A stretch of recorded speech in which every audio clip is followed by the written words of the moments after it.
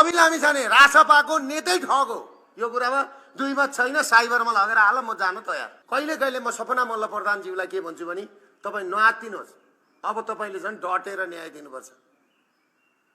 डटेर रवि लामिछाने जस्ता ठगहरूको मुद्दा तपाईँले अब नेपाली जनता अगाडि इन्साफ दिनुपर्छ। नाइन्साफी होइन, इन्साफ दिनुपर्छ।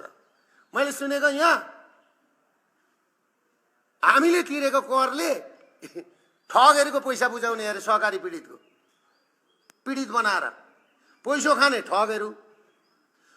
अमेरिकाका चोक चोकमा यिनीहरू महिला राख्ने, पासपोर्ट चारवटा राख्ने, चारवटा नागरिकता राख्ने, अनि भएभरका थारा महिलालाई, उहाँ बेद बसेका महिलालाई मुख छाड्न लाउने, यहाँ अमेरिकामा राखेर नि मुख छाड्न लाउने, बोल्न नहुने, अनि यहाँ ठगेको पैसालाई तिर्नुहोस् त हामी बोल्दैनौँ।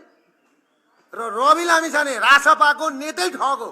यो कुरामा दुई मत छैन। साइबरमा लगेर हाल, म जान तयार। फेरि तर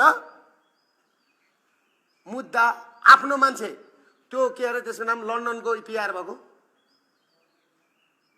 महाधिवक्ता, लन्डनको पिआर भएको मान्छेलाई ठाडै ल्याएर आज तपाईँको चाहिँ नि के भनेको छ, महाधिवक्ता बनाएको छ। खोइ कोही नबोल्ने हेर्नुहोस्।